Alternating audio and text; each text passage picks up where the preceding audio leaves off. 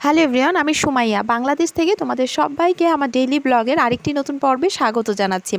তবে আজকের পর্বটিতে আমি কোনো আমার ব্যক্তিগত জীবনের ঘটনা শেয়ার করিনি, বরং বর্তমানে বাংলাদেশি যে বন্যা কবলিত এলাকাগুলো রয়েছে সেখানকার কিছু চিত্র তুলে ধরার চেষ্টা করেছি। দেখে হয়তো তোমাদের কষ্টই হবে, তারপরও আমার সাথে থাকার চেষ্টা করো এবং ছোট্ট এই ভিডিওটি পুরোটা দেখে যাওয়ার জন্য অনুরোধ করছি। চলতি বছর ভারতে ব্যাপক বৃষ্টিপাত হওয়াতে কিন্তু ভারতে প্রচুর পরিমাণে জলাবদ্ধতার সৃষ্টি হয়।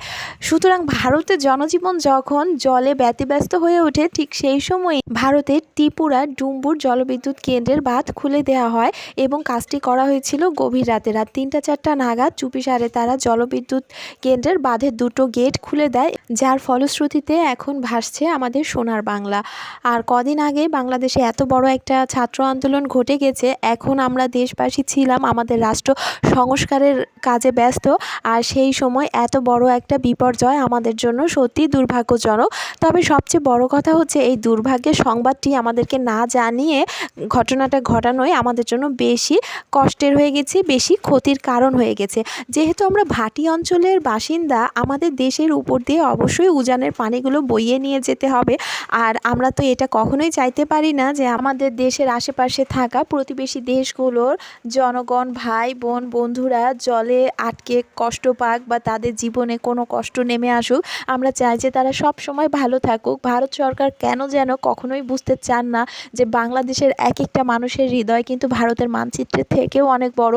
আমাদেরকে শুধু একটুখানি জানিয়ে যদি উনি দিতেন যে ওনারা কখন গেটের দ্বার উন্মুক্ত করবেন, ঠিক সেই সময়ের আগে আমরা সেখান থেকে অসুস্থ, বৃদ্ধ, শিশু, গর্ভবতী মহিলাদেরকে সরিয়ে নিতাম। সেই সাথে আমাদের গবাদি পশু, হাঁস মুরগিগুলোকেও খামার থেকে নিরাপদ স্থানে সরিয়ে নেওয়ার সময়টুকু দিলে আমাদেরকে এতটা আর্থিক ক্ষতিগ্রস্ত হতে হতো না। আর আমাদের শপিং মল কিংবা যে মুদিখানার যে দোকানগুলো রয়েছে, সমস্ত মার্কেট তলিয়ে গেছে, সেখানে কত লাখ লাখ টাকার আমাদের খাদ্য সামগ্রী ছিল সেগুলো নষ্ট হয়ে গেছে। আর এখন বন্যা কবলিত এই মানুষগুলোকে আমাদেরকে যে সাহায্য করতে হচ্ছে সেই ব্যবস্থাগুলোও কিন্তু খুব কষ্টকর হয়ে গেছে। প্রত্যেকেই ক্ষতিগ্রস্ত হয়েছে, প্রত্যেকেই সমস্যার মধ্যে আছে, কে কাকে দেখবে। তারপরও বাংলাদেশের মানুষের মতো হৃদয়বান আর ভালোবাসা সম্পর্কে বাঁধনে বেঁধে রাখার মতো দেশ পৃথিবীর বুকে আর দ্বিতীয়টি নেই। এখনও প্রচণ্ড বৃষ্টি হচ্ছে, একদিকে পানি অন্যদিকে বৃষ্টি। আমি ভয়েস দিচ্ছি, আপনারা কতটুকু বুঝতে পারছেন কিনা জানি না। আশেপাশে প্রচুর পাখি ডাকছে আর বৃষ্টির পড়ার শব্দও হচ্ছে। এখন এত বেশি পরিমাণে পানি পায়ের নিচে আর মাথার উপরে জলীয় বাষ্পে ভরা আকাশ। এখন তো আমাদের দেশেও প্রচুর বৃষ্টি হচ্ছে, সুতরাং এই ক্ষতিকর পরিস্থিতি আমাদের কতদিন বয়ে বেড়াতে হবে সেটাও কিন্তু এখন অনিশ্চিত হয়ে গেছে।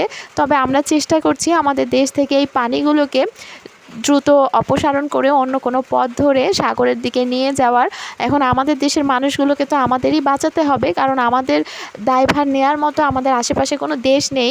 বিচিত্র একটা কারণে বাংলাদেশের উপরে এত ক্ষোভ পুষে রাখে প্রতিবেশী দেশগুলোর সরকার, যে সেই কথাগুলো বলতে গেলে না মানে কষ্টে বুকটা ফেটে যায়, এতটাই খারাপ লাগে। আজকে যে এই বন্যায় শুধু আকাশ কাঁদছে তা না, বাংলাদেশের প্রত্যেকটা মানুষও কিন্তু কান্না করছে, কারণ তারা আর্থিকভাবে ক্ষতিগ্রস্ত হয়েছে, তারা অসহায় অবস্থার মধ্যে জীবনযাপন করছে। হয়তো বা এই ক্ষতিটা একটু কমানো যেত, আমাদেরকে ইনফরমেশনটা আগে থেকে দিয়ে রাখলে পারে এতটা মানুষের জীবন হানি হতো না। এখন এই লাশগুলোকে দাফন করার মতো শুকনো মাটিও খুঁজে পাওয়া যাচ্ছে না। কত লাশ ভাসিয়ে দিতে হচ্ছে, কত লাশ আবার পানির মধ্যেই বক্সে করে মাটিতে পুঁতে দিতে হচ্ছে।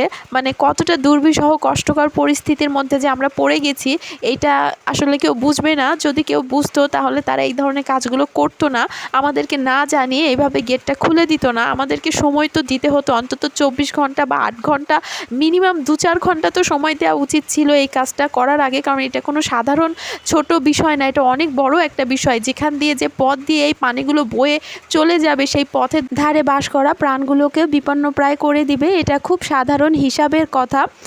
তো কে কী করবে না করবে দেশের বাইরে থেকে সেটা তাদের ব্যাপার, তাদেরকে নিয়ে আমাদের বলার বা কষ্ট পাওয়ার কিছুই নেই। বাংলাদেশের মধ্যে বসবাসকারী যে রয়েছেন আশেপাশে হিন্দু, মুসলিম, পাহাড়ি, অন্য যে কোনো ধর্মের যে কোনো জাতের প্রতিবেশী হোক না কেন, আসুন একে অপরকে সাহায্য করি। আমাদের প্রত্যেককেই বেঁচে থাকতে হবে। আমরা প্রত্যেকেই আমাদের দেশকে ভীষণভাবে ভালোবাসি। আমাদের দেশের এতটুকু ক্ষতি হলে আমরা সেটা পুষিয়ে নিতে ঐক্যবদ্ধভাবে সবাই কাজ করব, সবাই লড়াই করব। এমনিতেও দেশের উপর দিয়ে পানিটা বয়ে নিয়ে যাওয়ারই ছিল, শুধু একটু সতর্কতা নিতে দেরি হওয়ার কারণে ক্ষতিটা বেশি হয়ে গেছে। ভালো থাকবেন সবাই, একে অপরের পাশে থাকবেন। এ পর্যন্তই, টাটা।